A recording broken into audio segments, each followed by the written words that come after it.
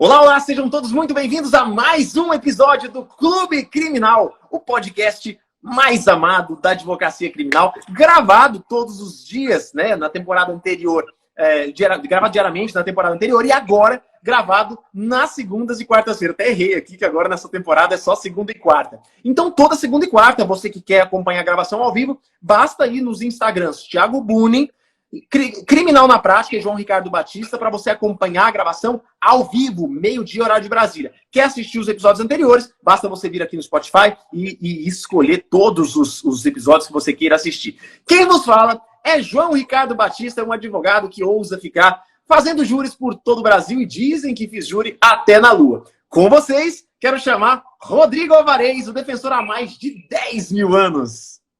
Fala, João. Fala, Thiago. Beleza? Vamos começar aí lembrando, pessoal, que quem quiser deixar pergunta, só colocar na caixinha de perguntas que fica aí do lado do seu lugarzinho, do lado aqui do comentário. Aqui ela tá bem pequenininha aqui pra mim, por isso que eu até parei pra olhar. Você pode clicar nessa caixinha, pra mim tá bem pequenininha. Você pode clicar nessa caixinha aqui e aí você vai conseguir entrar e mandar sua pergunta. Fala, Thiago. Fala, pessoal, muito bom dia, sempre muito bom estar aqui com vocês no nosso podcast Clube Criminal, sempre segunda e quarta-feira.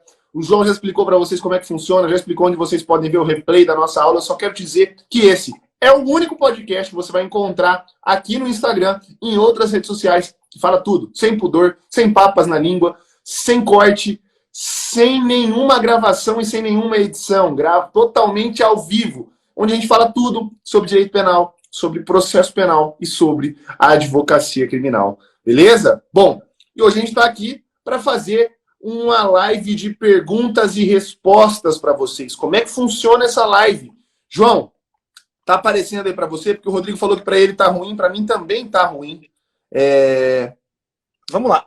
Aqui de baixo, tá? O pessoal que tá no Instagram ao vivo, tem uma interrogação, um balãozinho com interrogação dentro. É ali que você vai fazer as suas perguntas, tá ok? Faça a pergunta ali, porque aí eu vou abrir aqui as perguntas, coloco na tela para a gente ir lendo e a gente vai comentando essas perguntas. Até agora, a gente tem o total de uma pergunta. Vamos colocar aqui, enquanto isso...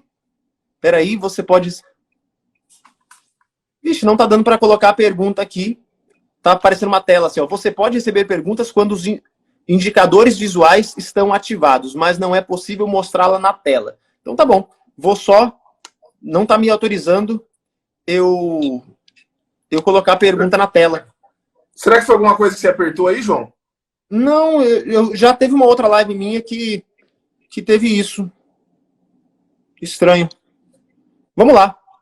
Vamos para a pergunta. A pergunta é o seguinte, pessoal, vai fazendo a pergunta na caixinha aqui, tá ok? A pergunta é, eu não vou nem falar de quem fez a pergunta. Matei alguém, e agora? Dicas de como proceder nesses casos. Aí é você, João. Vamos lá, pessoal. Parece uma brincadeira, mas isso é muito sério. Claro, a João, pessoa fez a pergunta. Olha que interessante. Se o cliente te liga e fala isso, como é que você trata esse cliente que te ligou para falar isso? Cara, é muito interessante. Matei alguém e agora? Dizem, né? Eu já vi uma história que certa vez uma pessoa chegou toda desesperada no escritório. Isso aqui é uma anedota, tá? Uma brincadeira. Chegou todo desesperado. Doutor! Matei minha mulher. Pera aí, opa. Estão dizendo que você matou sua mulher, né? Então, aí ele começa, é uma brincadeira, dizendo que o advogado sempre, né, busca primeiro, antes de formar uma convicção, até mesmo antes da confissão, ele busca as provas do processo. Então, parece brincadeira, mas é uma coisa muito séria. Às vezes, a palavra do próprio acusado prejudica ele muito. E a gente tem que lembrar que a responsabilidade de produção de provas no processo é do Ministério Público. Então, antes mesmo do cliente falar, eu acho que ele precisa esperar, nesses casos de crimes dolosos contra a vida, ele precisa esperar a produção probatória. Por quê? Porque o artigo 201 ou 200, dá uma conferida, por favor, aí, Thiago. O artigo 201, ele fala que a prova, a confissão, ela é válida desde que ela esteja alinhada com os outros elementos de prova. Ela não pode estar divorciada das provas do processo. Então, nesse sentido, às vezes, a única coisa que tem contra o cliente é a própria palavra dele, que de forma antecipada, né, dotado de todo o sentimento de nervosismo, ansiedade, ele fala uma série de coisas que, às vezes, ele mesmo fala de forma equivocada. Artigo 201, lê pra gente aí, por favor, Thiago. É 201 ou 200? 201, né? É 201. Eu peguei, confirmei para você e fechei aqui, mas vou pegar rapidamente, já está aberto aqui agora. Olha só, fala assim. Sempre que possível, o ofendido será... 201 é o que fala do... Não é o 201 não, João. 201 é da vítima. Confissão é 197. O valor da confissão se aferirá pelos critérios adotados para outros elementos de prova. E para sua apreciação, o juiz deverá confrontá-la com as demais provas do processo, verificando se entre ela e estas existe compatibilidade ou concordância. Então, é isso. Não basta só a confissão. A confissão tem que estar em compatibilidade, em concordância com as demais provas. Perfeito. Então, assim, a gente não tem mais aquele sistema tarifário, né? A gente não tem essa situação onde a confissão seria a rainha das provas. Então, quando o cliente liga, matei alguém e agora, a primeira coisa que você precisa fazer é garantir que o cliente não se prejudique, até porque a leitura que ele tem do fato não é uma leitura jurídica. E se for para ele prestar qualquer declaração em sede policial, que essa declaração seja acompanhada de advogado. Então, quando acontece isso, primeira coisa que eu falo, venha no escritório para a gente conversar. Se ele estiver preso, eu vou na delegacia.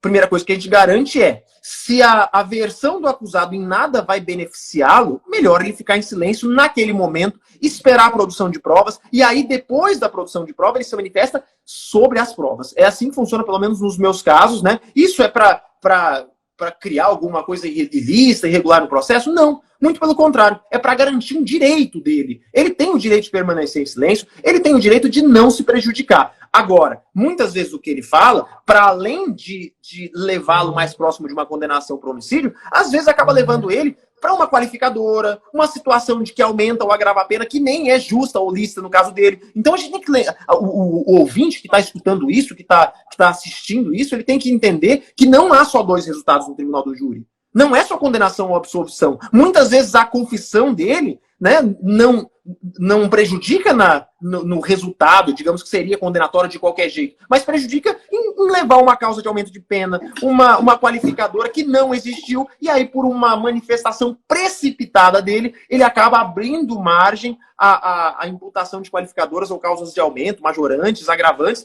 que não seriam justas, de fato, no caso dele. João, deixa eu falar um negócio que você falou sobre interrogatório na fase de investigação. Muita gente tem dúvida sobre isso. Se o cliente deve ou não falar, se é conveniente ou não falar durante o curso da investigação. Em regra, tá? Para mim, a regra geral, assim como é a regra geral nos processos criminais, é o cliente falar. É o cliente utilizar aquele momento do interrogatório para tentar apresentar sua versão e etc. Mas aqui no escritório a gente tem uma regra assim que praticamente assim, são dois casos que fogem a esta regra, que são exceções, que são casos que a gente prefere manter o cliente em silêncio. Dois casos. Quais são os casos? Primeiro, quando a linha defensiva ainda não está bem acertada. Qual a linha a ser seguida? E isso não quer dizer que o cliente praticou o crime e eventualmente vai apresentar uma versão mentirosa quando for ser interrogado.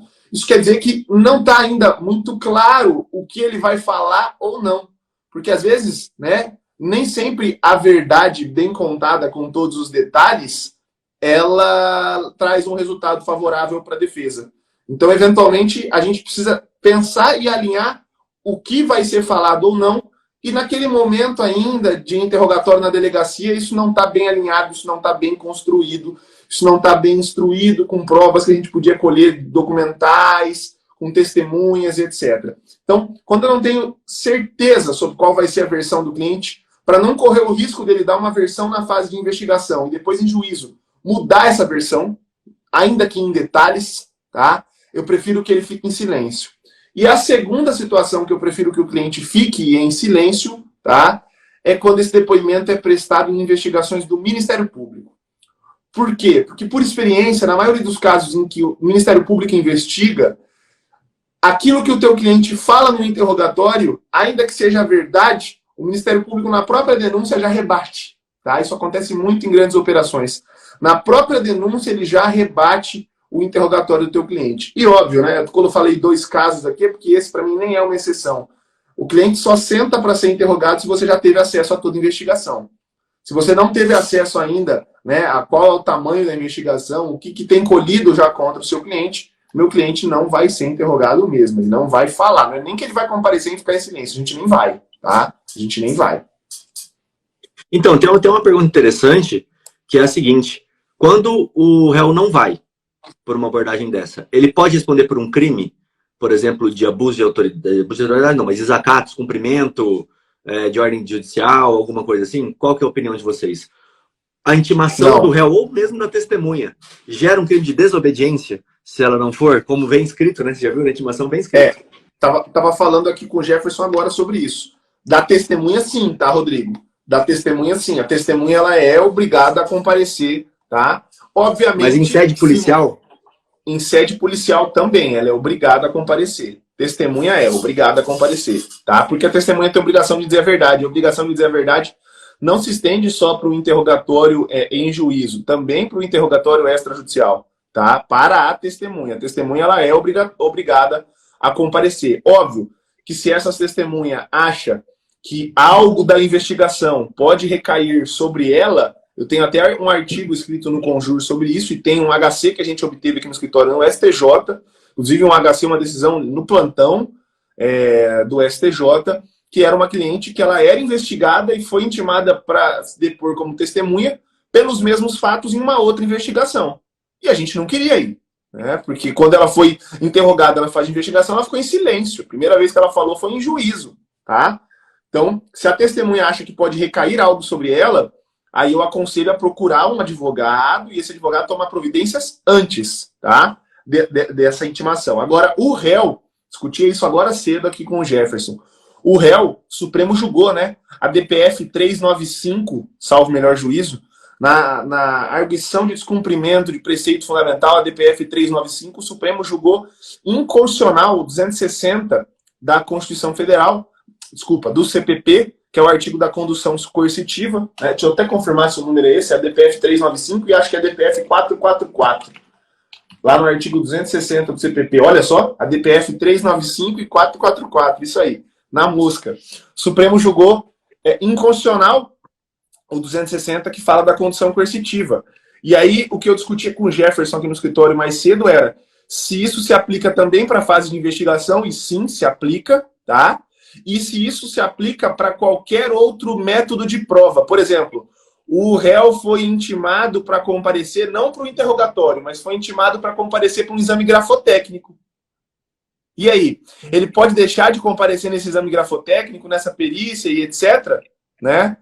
Ele pode deixar de comparecer, eu entendo, tá? Que ele pode deixar de comparecer. Seria prudente o advogado peticionar nesse sentido? Seria prudente peticionar nesse sentido, tá? Então o réu não tem obrigação de comparecer em nenhum ato. Agora, olha só um detalhe interessante, tá? Olha só um detalhe interessante. Se o réu foi concedida a liberdade para ele mediante fiança, se foi concedida a liberdade mediante fiança, uma das obrigações que estão relacionadas à fiança é o comparecimento a todos os atos processuais toda vez que ele for intimado, né? Isso está lá no artigo 327 do CPP, olha. A fiança tomada por termo obrigará o afiançado a comparecer perante a autoridade todas as vezes que for intimado para os atos do inquérito e da instrução criminal e para julgamento.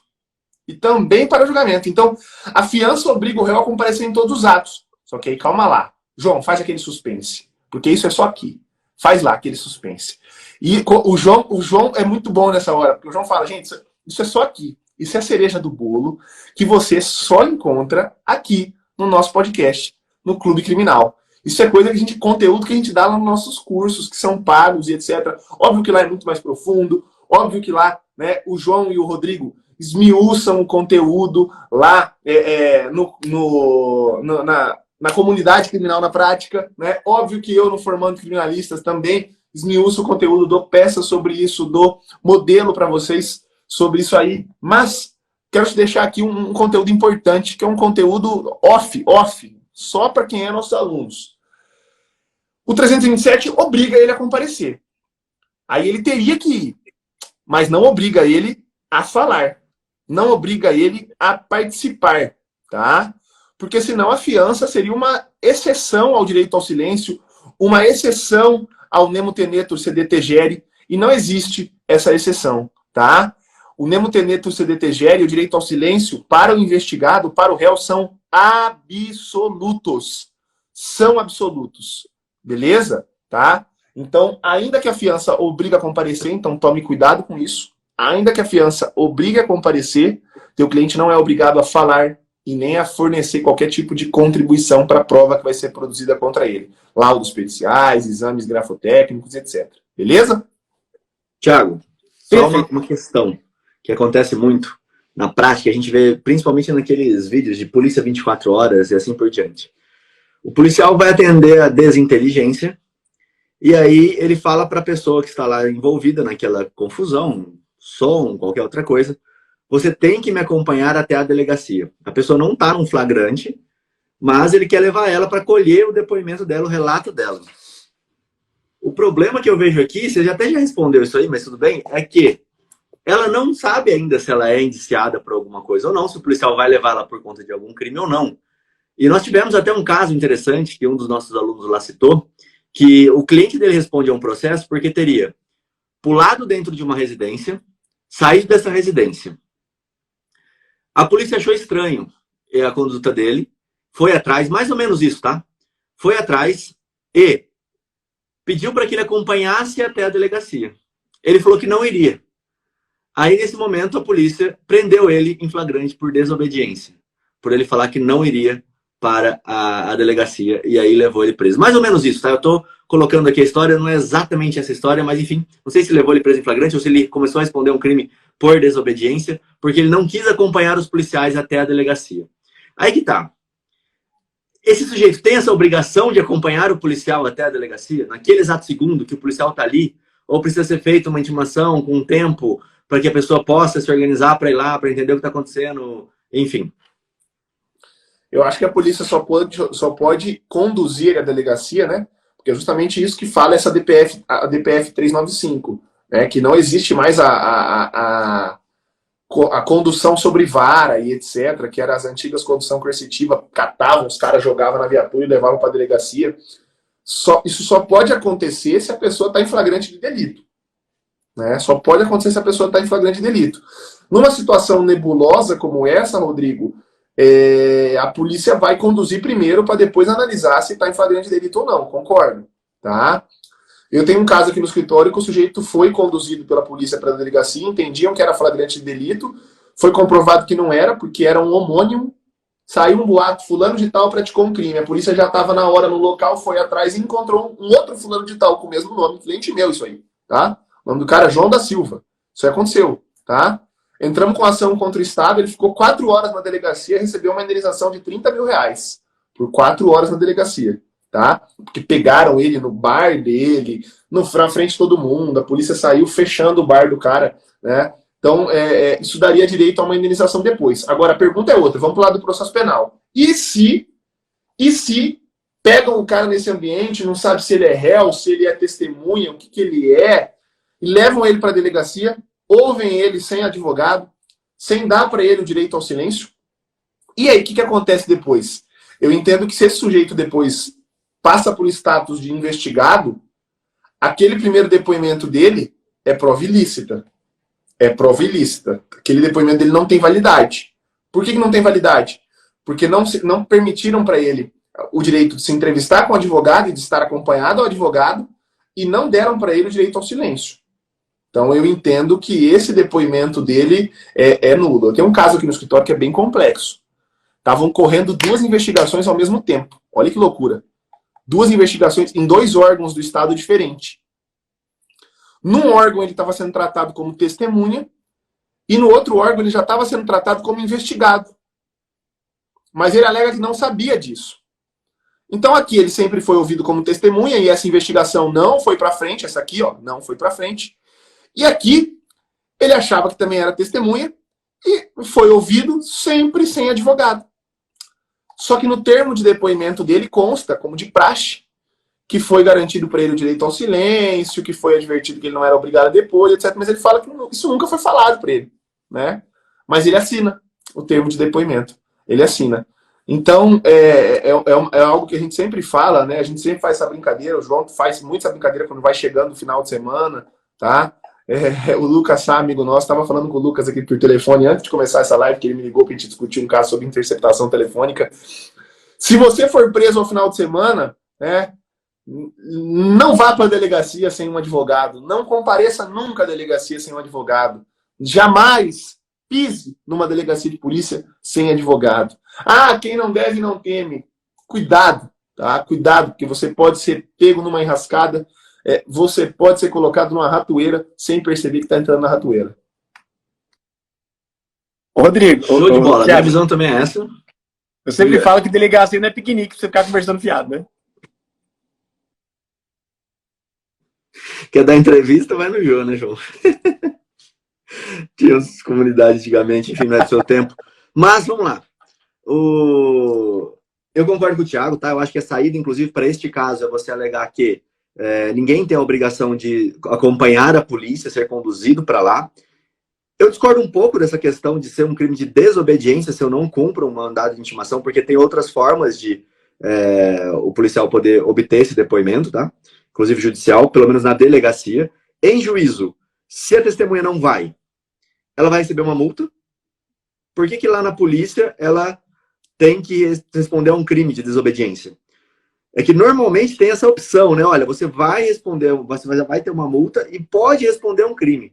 Então, fazendo essa análise, não é uma coisa também que está muito formado para mim, não é uma coisa certa, mas eu acho que daria para a gente pensar nessa dualidade, né? De juntar essa questão da multa da testemunha que é conduzida, que vai bater lá no artigo que o Thiago falou, se eu não me engano. Eu até vou olhar aqui. Não, esse aqui é do acusado, né? Tem a multa para testemunha. Qual que é o artigo mesmo? Deixa eu só achar aqui. Ô, João, vai selecionando aí pra gente só pra galera entender como que tá sendo a seleção aqui. Você entra na caixinha aqui embaixo e a gente vai fazendo as perguntas mais curtidas. Você pode, inclusive... Tem como a pessoa ver todas as perguntas, Rodrigo? Cara, tinha, mas no seu eu não sei não. Aqui tá aparecendo perguntas mais curtidas. Inclusive, a próxima pergunta é do Jorge Lucas, que tá com 6 curtidas aqui. Deixa eu só completar aqui, antes de você passar para a próxima, João.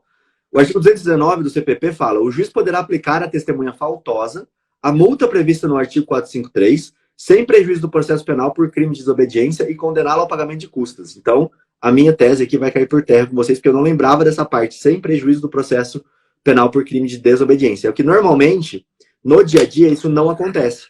Quando a testemunha falta na prática, o que o juiz faz é, manda conduzir ela coercitivamente e aplica uma multa.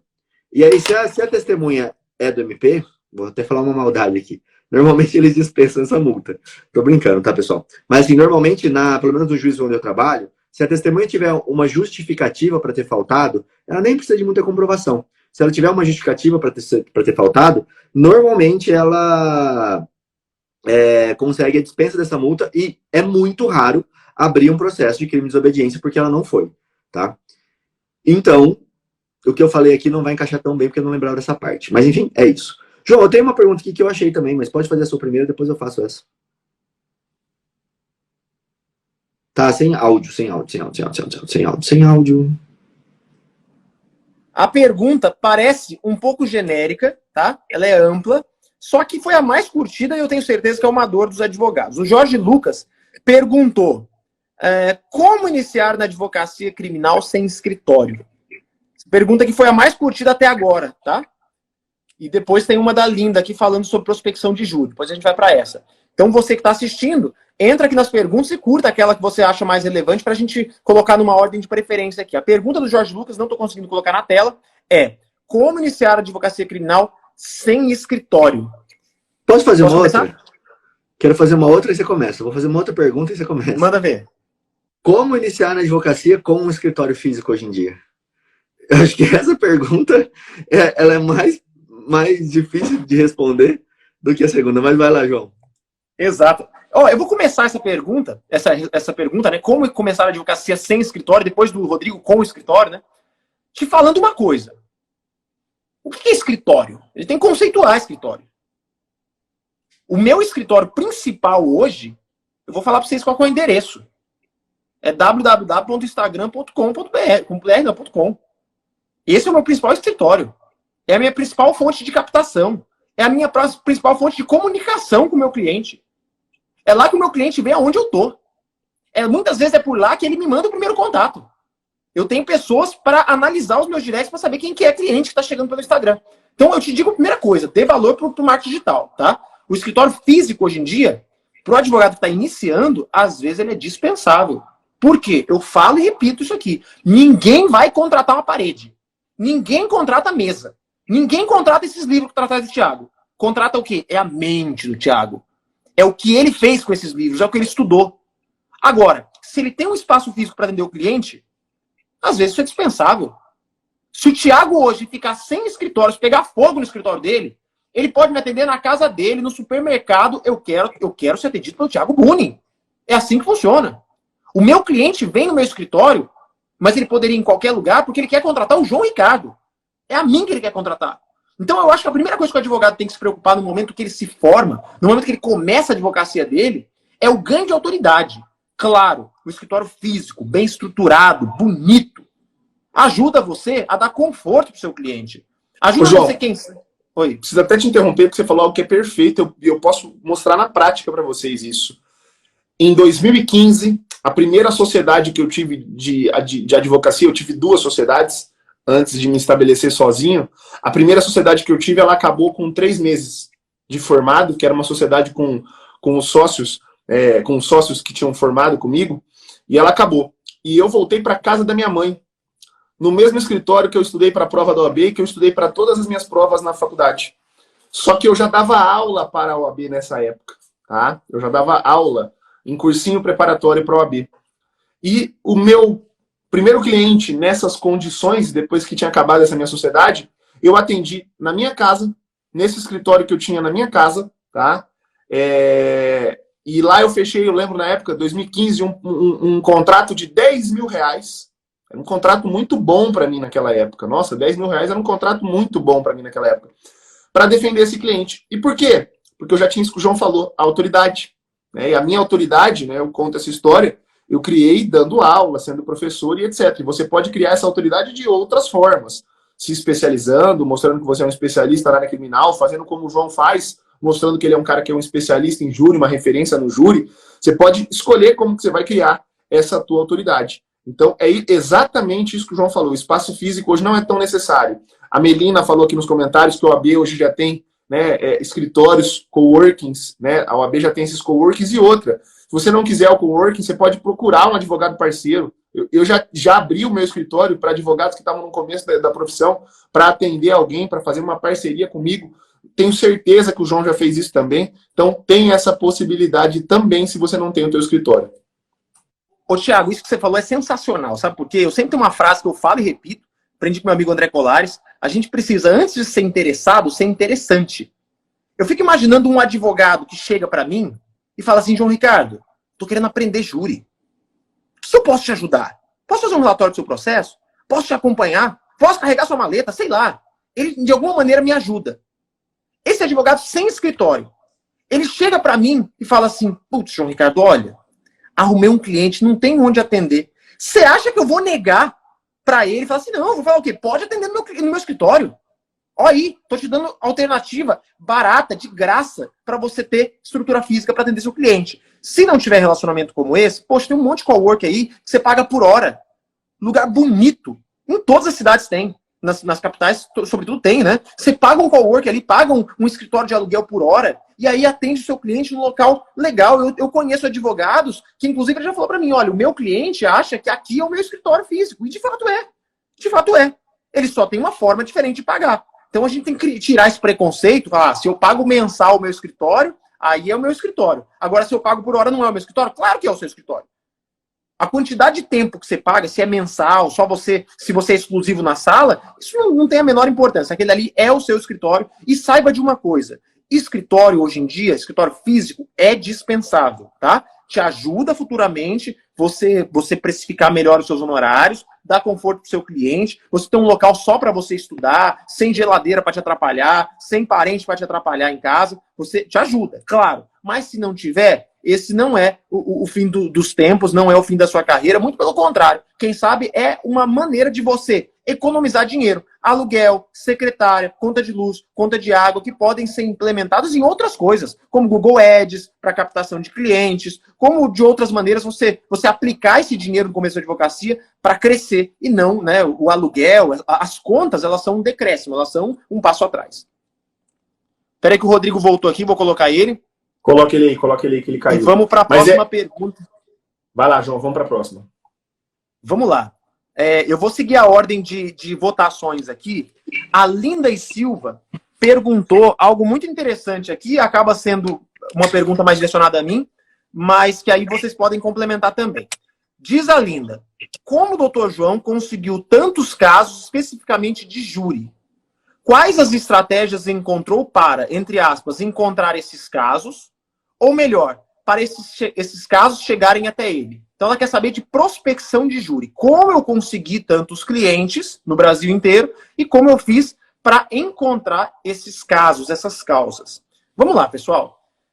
Desde o começo, aí é interessante, vou abrir meu coração aqui para a Linda e para quem está assistindo, aqui a Linda fez a pergunta, e para quem está assistindo. Desde o começo, antes mesmo de pisar no plenário do júri, eu já fazia o marketing digital e eu já tinha como meta o júri. Tá? O Thiago me conhece há muito tempo. O Rodrigo, o primeiro contato que eu tive com o Rodrigo, contato assim que eu conversei com ele mais demoradamente, foi no júri. Fazendo o quê? Fazendo o que eu sempre fazia. Saía da minha casa para ir assistir júri. Fiquei anos sentando na plateia para assistir júri. E num desses dias eu estava lá, o Rodrigo estava do meu lado, defensor, a gente se conhecia assim, de vista, né? Pouquíssimo. Foi o primeiro momento que eu sentei do lado do Rodrigo, a gente foi almoçar junto, e daí estamos aí, eu até hoje casado, né, juntos aí na nossa relação profissional de amizade. Então você vê, poxa, por que eu ia fazer no júri? Eu tinha certeza que eu queria júri. Era esse que era o meu foco, eu era apaixonado por júri. Mas antes de pisar no júri, eu tinha que ter experiência passiva. Eu tinha que assistir júri. Eu tinha que saber de tudo que acontecia no júri. Eu tinha que conhecer cada nulidade. Eu tinha que conhecer os erros dos advogados, dos promotores. Eu tinha que conhecer os acertos. Eu tinha que ter bagagem profissional. E nesse momento, eu não ficava lá passivo. Eu não ficava lá só assistindo. Não! Eu produzia o meu marketing digital. Eu mesmo não estando sustentando, eu falava, mais um dia de aprendizado. Aprendi tese tal. É hoje o dia que eu vou novamente estar aqui no local onde eu anseio pro resto da minha vida, estar pisando no plenário do júri. Eu me colocava como uma autoridade no júri antes mesmo de pisar no júri. Porque esse era o meu foco de vida. E o público, em geral, já me assistia. Já estava lá, me vendo nas redes sociais. Eu estudando sobre júri, eu assistindo júri, eu vivendo júri. Tá, mas isso não traz cliente. Aí o que eu fiz? Eu comecei a prospectar causas. E eu lembro que o meu primeiro caso, o primeiro de todos, foi um cliente que veio até mim por conta de saber que eu era um cara envolvido com o júri. Chamei o Marlon, fizemos aquele primeiro caso, a absolvição. Agora, isso garantiu outros casos? Aí eu fiz uma prospecção que é possível vocês fazerem, e aí eu peço muito cuidado, porque um erro pode custar a sua carreira. Eu peguei a pauta de audiência do júri, daquele mês, vi todos os processos que estavam sendo tocados pela Defensoria Pública. Eu analisei aqueles processos e vi o processo que era mais possível de se conseguir um resultado. Segundo a minha experiência, eu não saí na aventura, na loucura, não. Eu já tinha assistido 1 ano de júri. Eu peguei aquele caso, estudei ele de cabo a rabo. Fui no presídio, pedi para tirar aquela pessoa que estava presa e estava assistindo pela Defensoria. Não faça isso se tiver advogado no processo. E aí aquele preso ficou sem entender. O que esse advogado quer falar comigo? Não conheço, não é meu advogado. Eu falei, o senhor não tá sabendo o que está acontecendo, mas eu conheço o seu processo de cabo a rabo. O seu processo é um processo que de alguma maneira me sensibilizou. E eu te digo uma coisa, a primeira sustentação de júri que eu fiz não foi no plenário, foi pro cliente. Eu convenci ele de que eu conhecia o processo dele inteiro, que eu conhecia cada uma das nuances processuais, dos depoimentos, das provas. E eu perguntei, quantas vezes o defensor público veio aqui tratar com o senhor, estudar seu caso? Não veio nenhuma. Então, eu já sei o seu processo.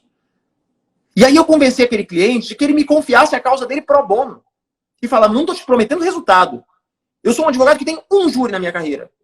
Mas eu quero ser conhecido no júri e eu quero um voto de confiança. A única coisa que eu peço pro senhor é o seguinte. O senhor sendo absolvido ou condenado, o senhor vai voltar aqui. Mesmo se o senhor for absolvido, o senhor vai voltar para dar cumprimento do mandado. Eu quero que quando o senhor voltar para dar cumprimento no alvará ou voltar condenado, independente do que acontecer, o senhor vai ver que eu fiz um excelente trabalho. Eu quero só que o senhor conte desse excelente trabalho que eu fiz pro senhor. Da minha dedicação, da minha garra, de tudo que eu fiz pelo senhor. Essa vai ser a forma de pagamento. Combinado? Combinado. Fez uma procuração com poderes até o júri, até o plenário. E lá fui eu fazer esse júri. E o quê? Réu absolvido. Meu amigo, o meu nome correu absurdamente nesse presídio. Porque o meu trabalho é feito com coração no júri.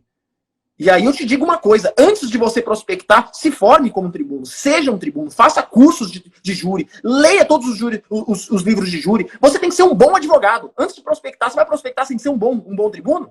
Não tem porquê. E aí, quando eu fiz isso, simplesmente, o meu nome começou a correr de uma maneira que nem eu acreditava.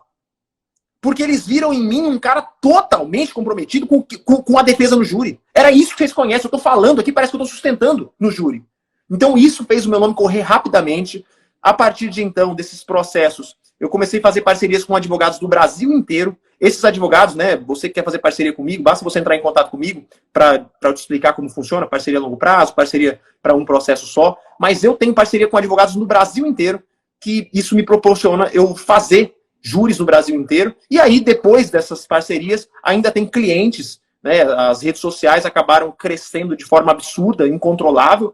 E aí, hoje, muitos clientes, sim, pessoas que estão respondendo processos acabam me descobrindo, me acompanhando no meu dia a dia, vendo as minhas defesas e simplesmente eles me contratam. E eu fico, assim, extremamente satisfeito pela trajetória de como eu saí do nada, sem ninguém na minha família no ramo jurídico, para hoje, com toda a modéstia do mundo, ser um advogado que atua nacionalmente, quase que 100% da minha advocacia voltada ao júri, defendendo pessoas em todos os locais do Brasil, né? Como eu sempre digo, eu sou um andarilho da justiça. Busco a justiça, seja onde for. Onde tiver um necessitado de justiça, de defesa, lá estarei eu, em alta voz, bradando os seus direitos e a luta, né, em defesa pela vida e pela liberdade. É isso. Ó, desculpa aí o meu delongar.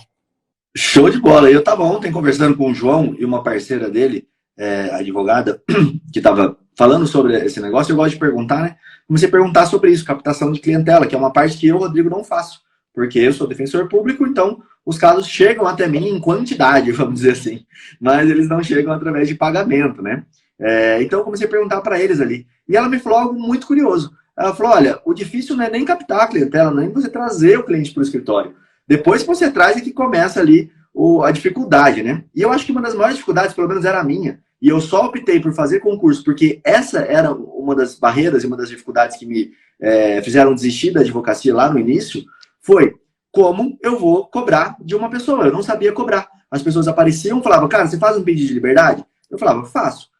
Eu fazia, mas eu não sabia como precificar isso, como cobrar isso aí. E aí eu quero até puxar o gancho aqui para falar do evento que o Thiago vai fazer. Ó. Deixa eu mostrar para vocês aqui. Ó. Da imersão formando criminalistas. Eu estou aqui na página, ó. Tá liberada a inscrição. Por que eu estou falando disso? Porque eu quero te mostrar essa primeira aula, essa aula 1 aqui. Ó. Como evoluir na fixação dos seus honorários. E eu vou falar uma coisa para vocês, pessoal. Essa aula que vai começar lá no dia 2, ó, essa aula ao vivo, eu já assisti essa aula. E essa aula é uma das aulas, o Thiago sempre traz coisa nova, mas é uma das aulas assim, que eu fiquei mais de boca aberta.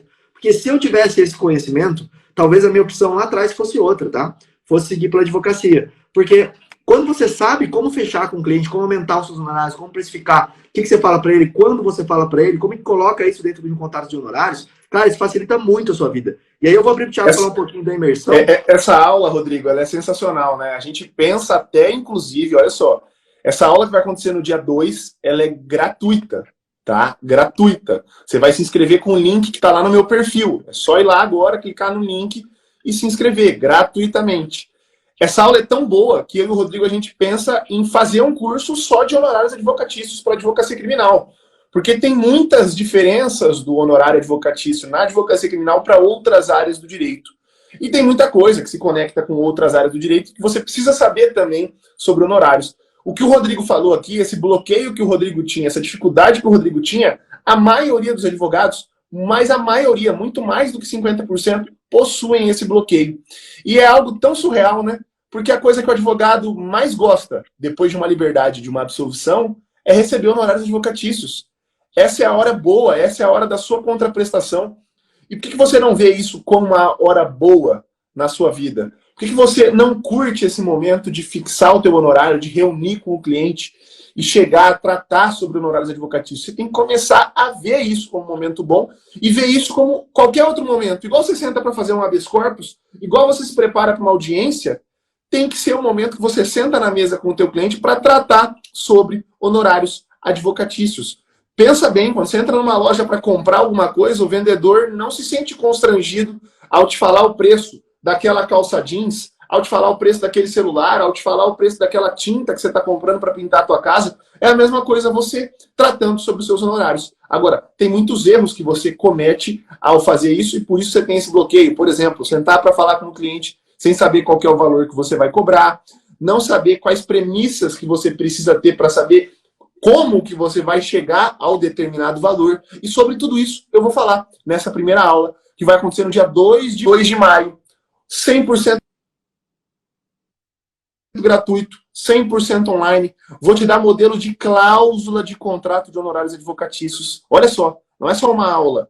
Para quem participar, eu vou encaminhar no dia seguinte, no WhatsApp ou no Telegram, você que vai escolher, tá? Ou pelo WhatsApp ou pelo Telegram, modelos de cláusulas de honorários, cláusulas específicas para contratos de advocacia criminal. Então, não perde essa aula. Já falei demais sobre isso, quero voltar para nossas perguntas. Como você se inscreve? O link está lá no meu perfil, o link está lá na minha bio. Corre lá, se inscreve. Eu não sei se o Rodrigo está com a plataforma ligada aí. Rodrigo, você está com a plataforma aberta para mostrar para o pessoal que tem novidade, né? Hoje em dia, na nossa plataforma lá, você vai poder participar, indicando pessoas para participar do curso, respondendo aos nossos quiz ali, aos nossos questionários, e tudo isso vai te dar pontos.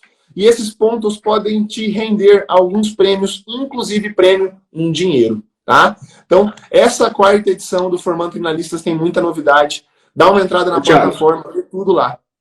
Eu quero até dar uma dica aí pra galera que tá fazendo a inscrição, que é a seguinte. Tem vários pontos que você pode conseguir lá por fazer várias coisas, tá? E o Thiago, na aula de número 4, ele vai, não é sortear, ele vai entregar um prêmio de R$2.000 para quem tiver mais pontos lá no final. Então vai ter vários pontos aí durante a imersão. Para que isso? Para você aprender mais. Só que qual que é a grande dica que eu quero te dar? O diferencial é que os desafios que estão lá, todo mundo pode cumprir. Agora, indicar pessoas é ilimitado. Você entra lá na plataforma, começa a indicar lá com o seu link de referência, precisa ser o seu link de referência, você vai conseguir colocar um monte de amigos lá dentro. Se seus amigos participarem, confirmarem e-mail, você vai ganhando 25 pontos aqui, ó, na contagem, por cada amigo seu que entrar. Ou seja, no final das contas, isso aí é o que vai fazer a grande diferença, tá?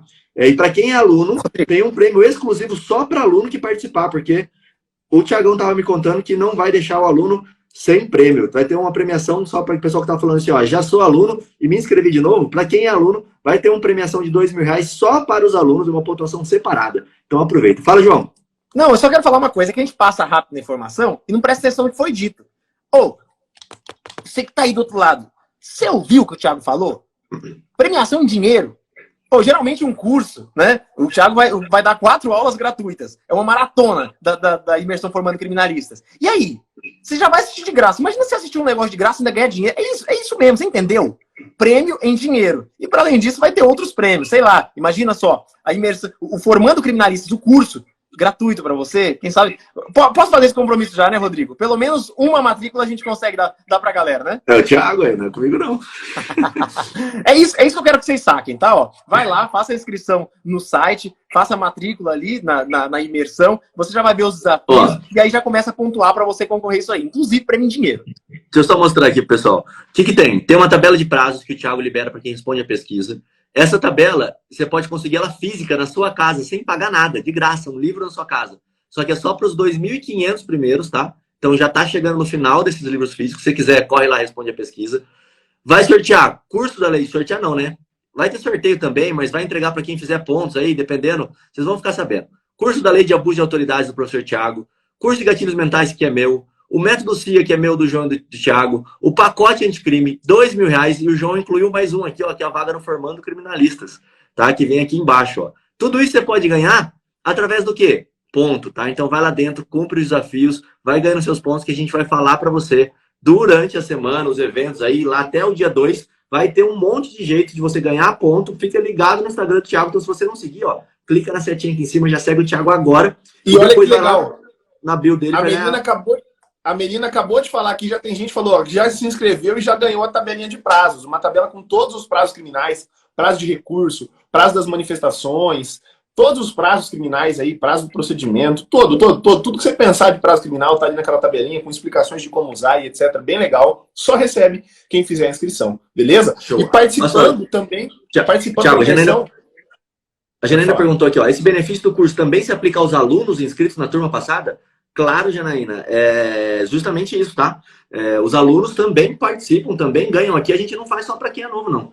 Aqui é feito para quem é aluno. O aluno vai participar e vai ganhar os mesmos pontos, os mesmos prêmios. Porém, eles participam de maneira diferente, tá? É uma pontuação separada só para aluno. Então, você só vai concorrer, disputar os pontos com quem é aluno. Então, é mais chance ainda de você ganhar. E segue minha dica. A indicação, no final, é o que vai fazer diferença. Vai lá, Thiago.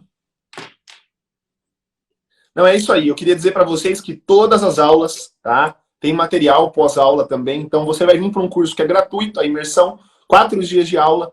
E todos os dias eu libero depois da aula para quem estiver participando o material, tá? Mas tem que estar participando da aula ali, porque eu faço o material com senha, essa senha só é revelada na aula. Então você vai precisar estar presente ali para saber qual que é a senha. Todas as aulas têm material e na última um modelo de habeas corpus. O que você está mostrando aí, Rodrigo? Deixa eu até mostrar um negócio aqui. Isso aqui é quem mais indicou até agora, ó. O Isaías aqui, ó, tá disparado aqui na frente de mais indicações. Depois vem o Lucas, depois vem a Valquíria. A gente tem, ó, bonitinho aqui, ó, nome por nome de quem tá indicando. Inclusive, a gente também tem aqui embaixo quem já tá fazendo mais pontos. Deixa eu mostrar aqui, ó. E ó, começou ontem, quem é? Começou ontem. Adivinha quem é que tá fazendo mais pontos? É o Isaías. Quem? Por que você acha que o Isaías tá na frente de todo mundo? Porque ele tá indicando, tá? Depois dele vem o Denilson e aí vai, ó. Fernanda, e aí vai. Depois o Thiago mostra mais pra vocês. É, show de bola. Eu vou mostrando, vai acompanhando no meu Instagram, que eu vou mostrando durante toda essa semana aí as inscrições, como é que tá funcionando, a plataforma e tudo mais. Beleza? Acho que chegamos Perfeito. ao fim, né? Não, peraí. A galera sabe que quem fica até o final sempre tem o ouro, tá? Sempre tem o ouro. Isso aqui, ó, em todas as aulas, tudo que você participar, quem fica até o final, pega a cereja do bolo. Vamos responder a pergunta aqui, ó, uma última pergunta, da Camila Correia, a advogada Camila Correia. A pergunta pergunta interessante, tá? Sobre o crime de estupro. Quais estratégias de defesa em ações onde a palavra da vítima tem relevante valor, como no caso de estupro de vulnerável? Então ela está perguntando sobre estratégia defensiva em processos como esse, dificílimos, que muitas vezes dispensam alguns tipos de provas usuais e consubstanciam, consolidam, dão lastro apenas na condenação, apenas na palavra da vítima. Pergunta interessantíssima que a gente pode discutir aqui, cada um de nós três dando pequenas pinceladas, né, do que fazer, quais as estratégias possíveis para esse tipo de caso, onde é dado especial relevância à palavra da vítima. Bom, João, a primeira coisa que eu falaria, né, nestes casos, e aí os casos são estupro, violência doméstica e familiar contra a mulher, né? Esses dias me perguntaram outros de coação no curso do processo, qualquer tipo de ameaça, etc e tal. A primeira coisa, qual foi o veículo, qual foi a forma, tá, que esse crime foi praticado? Bom, no estupro, a forma que esse crime foi praticado vai ser ou mediante, né, conjunção carnal ou mediante outro ato libidinoso. O ato libidinoso a gente sabe que é mais complicado de ter uma prova material porque ele nem sempre deixa vestígio. Então, já se torna ainda mais difícil. Aí a palavra da vítima vai ser mais valorada ainda.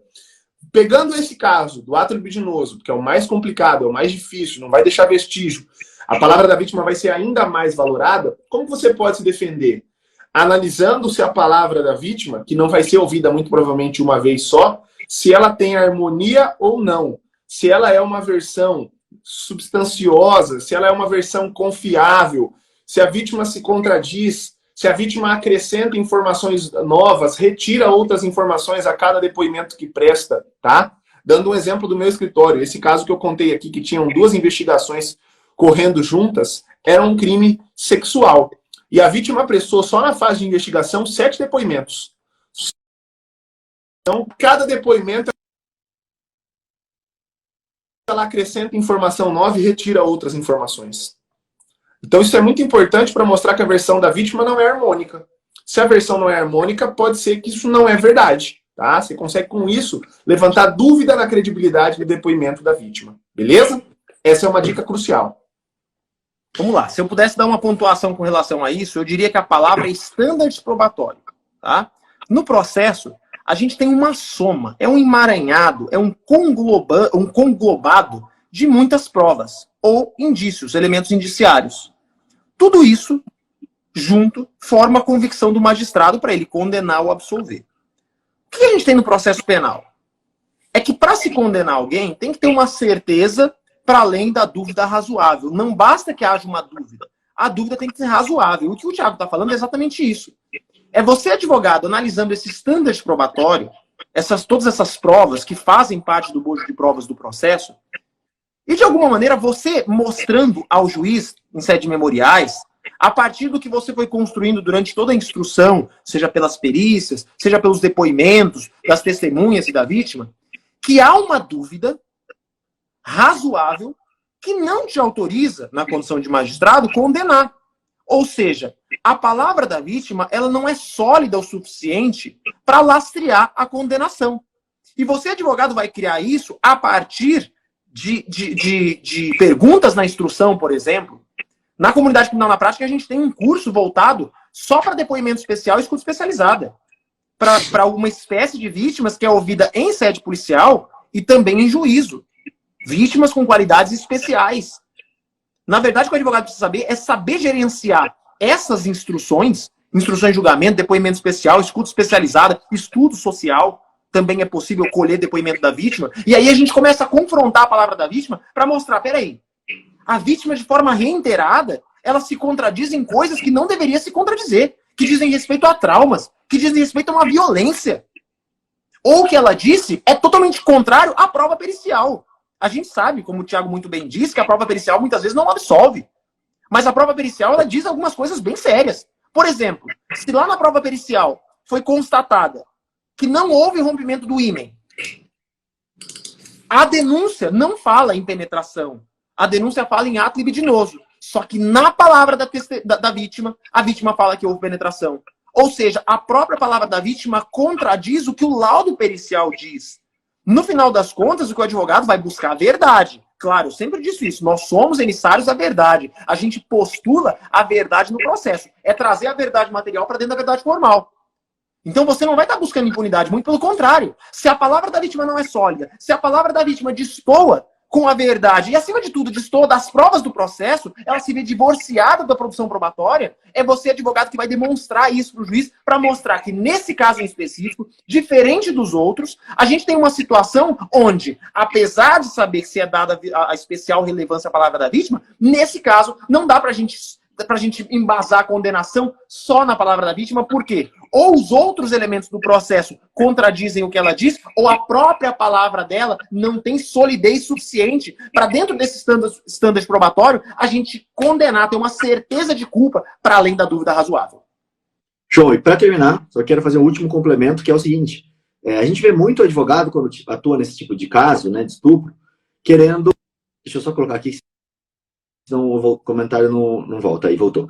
Se a gente vê muito advogado nesse tipo de caso, querendo provar que a vítima tinha uma relação sexual, uma vida sexual ativa, que ela se relacionava com várias pessoas, principalmente crianças. Isso pode ser uma tese? Pode. Quando que essa tese vai funcionar? Vou dar um exemplo. A menina tem lá 14 anos, está alegando que o pai foi a única pessoa que, o padrasto, vamos dar um exemplo, que acontece muito, foi a única pessoa que abusou dela. Você comprovar que ela já teve uma relação anterior vai servir para duas coisas. A primeira delas, para você poder comprovar que o laudo que vier positivo, falando, olha, essa pessoa já teve relação sexual, porque é isso que o laudo vai falar, já teve ou não teve. Dificilmente um laudo em crime de estupro vai falar, teve e foi ontem. Ele fala, teve, foi recente, ou teve foi, e não é recente. Só isso. Mas normalmente também a conduta é reiterada aí no tempo, então ela vai ser lá para trás. Mas qual que é o ponto que eu estou querendo chegar? Quando que eu busco sobre a vida sexual daquela pessoa que está sendo vítima? Para a única prova que eu tenho que é, olha, o laudo falou que essa pessoa já praticou o sexo, já fez relação sexual. Então, eu preciso mostrar que, opa, peraí, existe uma pessoa com a qual ela fez isso. Somente para poder mostrar que o laudo não comprova que aquele réu estuprou aquela pessoa. Ele pode comprovar que ela já teve uma relação sexual, ponto. Mas pode não ser com ele. Agora, Vamos supor que a menina mesmo já falou, eu já tive relação sexual com outras pessoas. Você não precisa ficar comprovando isso para mostrar que essa pessoa tem uma vida sexual muito ativa ou pouco ativa. Isso não vai influenciar em nada no julgamento. Então, se o laudo veio e falou, não houve conjunção carnal, essa pessoa nunca teve conjunção carnal, você não precisa comprovar que ela saía com 2, com 3, com 10, com 20, que ela já ficou com 2, com 3, com 10, com 20. Isso não vai fazer a menor diferença. A diferença a partir daqui vai ser o que o João falou. Desacreditar a palavra da vítima. Como que eu desacredito a palavra da vítima? Mostrando que ela tinha uma vida sexual ativa? Não. Eu desacredito a palavra da vítima mostrando que, olha, algo que o João falou. Em um primeiro momento, a vítima disse que houve conjunção carnal. Em um segundo momento, ela falou que não houve conjunção carnal. Em um terceiro momento, ela falou que estava embriagada ao ponto de não conseguir andar. Porém, um vídeo mostra que ela conseguia andar. Eu não quero demonstrar que essa vítima bebia todo dia ou não bebia todo dia. Se ela saía para balada ou não saía para balada. Isso não faz sentido. O que faz sentido é, opa, ela tinha condição de andar, ela foi caminhando até o Uber, porém, ela falou que não tinha condição de andar. Ela estava andando de salto alto, porém falou que não tinha condição de andar. Então, isso prova que a palavra dela talvez não esteja em consonância com o que as provas físicas, materiais, fotos do processo estão dizendo. É só isso. Agora, se aquela vítima tinha uma vida sexual ativa ou não, se ela usava roupa curta ou não, se ela gostava de sair com uma pessoa exclusiva ou com 20 mil pessoas exclusivas, isso não vai ter influência na sua tese. A sua tese vai ser influenciada por se aquele fato ocorreu ou não, e se a palavra da vítima, durante aquele momento, ela tem ou não pertinência, tem ou não relevância ali, coerência no que ela está dizendo. Era isso que eu queria pontuar aqui no final. Uma observação final para a gente finalizar mesmo. Final para a gente finalizar. O Rodrigo falou que dificilmente um laudo de exame de corpo de delito em crimes sexuais vai falar que a pessoa teve uma relação sexual ontem, né, ou no dia tal. Ele vai falar se é recente ou não, tá? E aí é possível que você, com fundamento, anota isso. Com fundamento no 159, parágrafo 3º e parágrafo 5º, inciso 1. 159, parágrafo 3º e parágrafo 5º, inciso 1. Questione o laudo pericial, pedindo para que o perito responda, né? Se esse recente quer dizer 2, 3, 4 dias, 5 dias, qual é o lapso temporal que pode mensurar essa palavra recente ou não? Porque daí você pode chegar ao dia que a vítima diz ter sido violentada ou não, tá? Então, isso é bem importante. Beleza? E para fechar, fechando, né? E para fechando, só lembrar que nem sempre o laudo vai servir de alguma coisa, porque tem casos que você vai pegar no seu escritório que o réu vai falar, houve a conjunção. A menina vai falar, houve a conjunção. A briga vai ser, foi consentido ou não foi consentido? Ou não. Exato. E quando tem criança, agora sim a última, quando tem criança, que foi o primeiro exemplo que eu dei, você tem que tomar cuidado com as colocações sobre banho, trocar de roupa, como aquele homem participava da vida daquela criança. Porque isso vai ser perguntado. Ele era muito rígido com ela, porque tinha ciúmes. Isso pode prejudicar o seu cliente. Cuidado com essas colocações, tá? Só pra gente poder fechando mesmo. Ô, Rodrigo, e sempre para fazer um fechamento do final, vou fazer um fechamento do final para finalizar, né? Tô aqui sendo totalmente redundante, de brincadeira. Galera, informação prática para vocês, tá? Quando a gente trata de vítimas, e de alguma maneira você vê que está clara a intenção vingativa da vítima, tá? Às vezes, digamos assim, houve uma falsa denunciação de estupro, porque a enteada ou a filha ficou brava por causa de outra coisa. Não deixa eu namorar. Me desrespeitou, me chamou de alguma coisa, ou me bateu e aí eu vou agora punir ele. Ela faz uma falsa comunicação de estupro, tá? Nessas situações, a gente vê que a vítima está com raiva do réu. E aí, quantas e quantas vezes, já conhecendo os outros depoimentos anteriores, a gente coloca pilha nessa raiva dela, sabe que ela tá mentindo, e a gente começa, então ele fez tal coisa? Fez. E o que mais ele fez? Ele fez isso, ele fez aquilo. Ela começa a inventar, começa a querer prejudicar o acusado e dando um depoimento que diz todos os próprios depoimentos anteriores dela. Então você, advogado, frente à mentira, frente àquele depoimento mentiroso de algumas pessoas que figuram no processo como vítima, você pode dar aquela, digamos assim, aquela fomentada naquele ânimos vingativo dela, que aí a própria vítima, quando está sustentando mentira, a própria mentira dela acaba ficando clara e você consegue, de alguma maneira, favorecer não só o seu cliente, favorecer a busca pela verdade, o conhecimento e o convencimento do magistrado. Cara, e sempre faça o seu cliente confiar em você e contar realmente o que aconteceu. Explique para ele que você vai apertar a situação até o máximo. E se a verdade for que aconteceu aquilo e realmente houve estupro, essa verdade vai sair. Conversa isso com o seu cliente, tá? Ele tem que saber disso. Falou, vou apertar até a última gota. Se for verdade, isso aqui vai sair. Então me conta agora, porque daí eu sei até onde eu vou. Enfim. Rodrigo, eu quero perguntar pra galera que tá aqui, ó, os últimos, os derradeiros, em que outro lugar, gratuito no Instagram, você vê tanta informação prática aplicável. Ó, na boa, essa última pergunta, a gente ficou 20 minutos aqui, ó, te ensinando como buscar elementos de prova para consubstanciar um standard probatório favorável ao seu cliente e conseguir um resultado positivo em crimes tão difíceis de se fazer defesa, que são os crimes sexuais. Em nenhum outro lugar você encontra isso. E eu quero agradecer demais a vocês que estão aqui presentes, a vocês que toda segunda e quarta estão aqui com a gente, a vocês que estão nas terças-feiras nas aulas do Criminal na Prática, a vocês que já se inscreveram no Formando Criminalista. Dê valor a isso, ao nosso tempo. A gente deixa a nossa advocacia para vir aqui te ajudar, fazer você ser um profissional melhor e fazer os seus clientes que são inocentes ser absolvidos. Essa é a realidade nossa do movimento criminal na prática. É junto a gente fazendo uma defesa muito diferente, uma defesa muito mais combativa. Quero agradecer a você por dar essa oportunidade para nós, que é dar o seu tempo, dar a sua atenção para nós. Avisa as pessoas. Toda segunda ou quarta, ao meio-dia, nós temos encontro marcado. E aí, Rodrigo, finaliza aí. O que as pessoas têm que fazer agora? O Thiagão finaliza. Vai lá, Thiagão. Tem que correr lá no meu... Vai correr lá no meu Instagram agora, lá no meu perfil, e clicar no link que tá lá. Ou vai colocar no Google, tá? Ou vai colocar no Google Formando Criminalistas, que vai aparecer. Corre, faz a inscrição agora, porque já tem gente participando lá e já tem gente pontuando e vai ganhar mais prêmio do que você. Então, não perca tempo, não deixa para se inscrever no último dia, faz isso agora, beleza? Eu espero vocês. É dia 2 de maio, começa a nossa imersão Formando Criminalistas. Obrigado, e segunda-feira, no mesmo horário, no mesmo bate-local, a gente volta aqui com o nosso Clube Criminal. Valeu, gente, um abraço! Tamo junto, galera, até mais!